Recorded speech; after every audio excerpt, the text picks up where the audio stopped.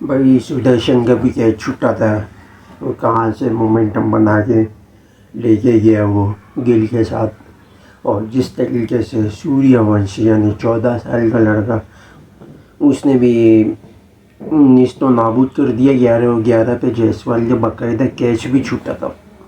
और मैंने ये भी बोला था कि भाई कि राजस्थान चीज़ में थोड़ा फंस सकती है और गुजरात की चांसेस ज़्यादा है, और वैसा हुआ नहीं। लेकिन उसका रीज़न कि टॉप ऑर्डर में ओपनर्स अच्छा चले, वरना अब वैसे अगर हटा के देखो पूरी आईपीएल की स्थिति, ओपनर्स अगर फेल हुए तो नीचे जितना भी जो लोअर ऑर्डर तक जो बैटिंग है वो सारी मतलब आज राजस्थान की फ्लॉप हुई है, चेजिंग में नाकाम हुई है।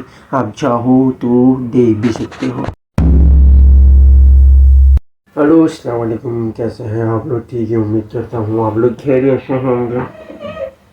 और भाई मज़ा आ गया, वसूल हो गए, पैसे वसूल हो गए।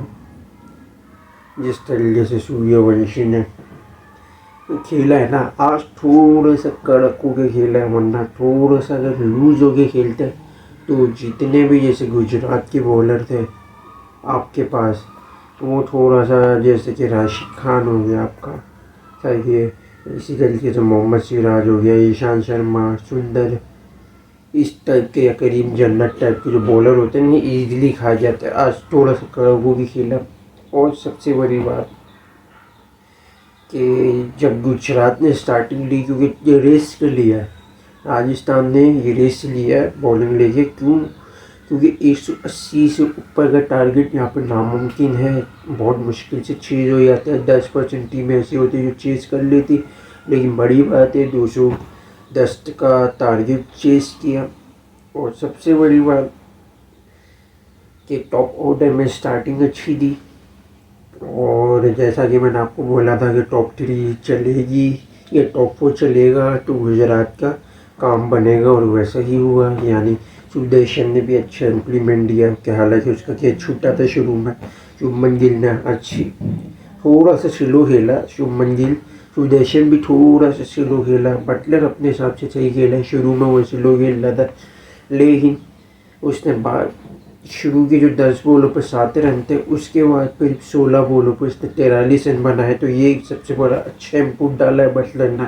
और साथ में आपका जो गिल है वो थोड़ा सा स्लो खेला है, आप कह सकते हो कि 16 रन दिए, और सुदर्शन के आप कह सकते हो 11 रन, यानी 16 और 11 यानी 27 रन के अब भी शॉर्टेज है। क्यों? क्योंकि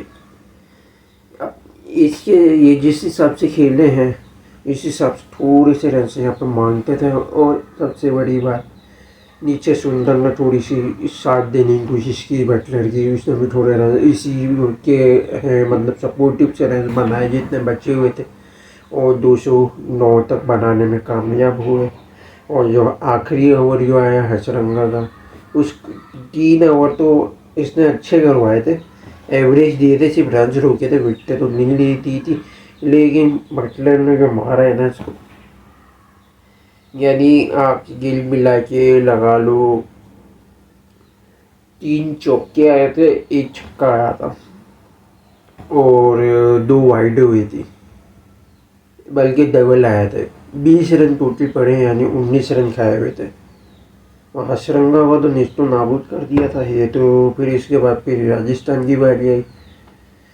राजस्थान ने तो अपने हिसाब से नॉर्मल खेल रहा था, लेकिन जैसे ईशांत शर्मा का ओवर आया उसके ओवर में सारा गेम ख़राब होना शुरू हुआ। क्यों? 3 ओवर में 32 रन थे, 28 रन पड़े उसको टोटल, 2 वाइड हुई है इसमें से आपका, और तकरीबन 3 छक्के लगे हैं और 2 चौके लगे, और 1 डॉट बॉल आई है खाली।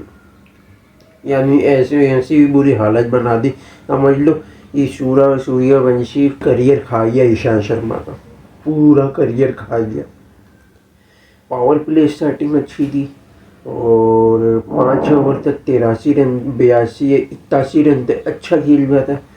आखिरी पावर प्ले के आखिरी ओवर में यानी 89 तक या 90 तक गया, यानी पावर प्ले इन्होंने स्टार्टिंग अच्छी दे दी।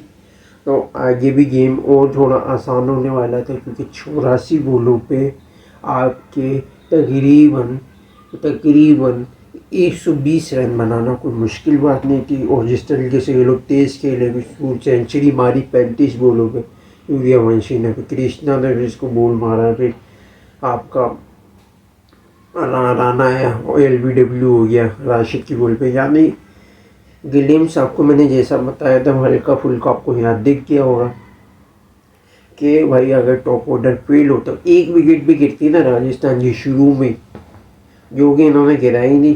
थोड़ा सा कड़क खेला सूर्यवंशी, तो इनको कोई सॉल्यूशन नहीं मिला। राशिद के अलावा किसी का भी ओवर अच्छा नहीं किया। चुंडर को भी कुटाई लगी, कृष्णा भी पीटा है, ईशांत शर्मा को तो 28 रन पर गए ओवर में। सिराज को थोड़ी सी धुलाई लगी, किशोर का भी ना फायदा नहीं हुआ, करीम जन्नत के भी, यानी जितने भी बॉलर थे सबकी धुलाई लग गई। करीम जन्नत को इन्होंने खिलाया था, ग्लेन फिलिप्स को रखते, बोलो क्यों? एक ऑफ स्पिनर का आपके पास एक और चार्म होता है, क्योंकि जिस एंगल से जो ग्लेन फिलिप्स कराता है ना, जिस तरीके से जो पावर, जो जनरेशन वेरिएशन, जिस तरीके से फेंकता है ऊपर तकता है, और इसी स्पीड इस पिच पर सूटेबल होती है, इसकी पिच मांगती थी यहाँ पे। यहाँ अगर ये बॉलिंग पे होता, थोड़ा कुछ सपोर्टिव मिलती लेफ्ट हैंडर को, कहीं ना कहीं किसी सूर्यवंशी को तो खास तौर पे ये फंसा देता। ये सबसे बड़ा एक फैक्टर है, पता नहीं क्यों नहीं खिला रहे, क्या इशू है। शुरू में 1-2 मैच खिलाया, उसके बाद से खिला ही नहीं रहे ग्लेन फिलिप्स को, तो ये यूज़ करना चाहिए। और सबसे बड़ी बात, एक विकेट अगर गिर गया थी राजस्थान के, मैं आपको गारंटी बोल रहा हूँ राजस्थान हारता। क्यों? क्योंकि नीचे जितने भी बैठे रहे, राणा हो गया, रियान पराग हो गया, ध्रुव जुरेल हो गया, ध्रुव जुरेल फिर भी थोड़ा बहुत खेल लेते, इसने सिमरन हेटमायर हो गया, ये सब फ्लॉप होते।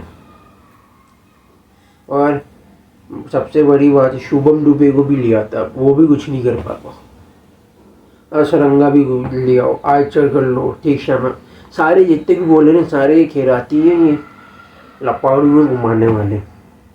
तो ये एक सबसे बड़ा देखना होता है कि भाई एक विकेट अगर ले लेता तो इस खाते में मैं मतलब पावर प्ले के बाद ले लेता, फ़ौरन ले लेता 90 पे।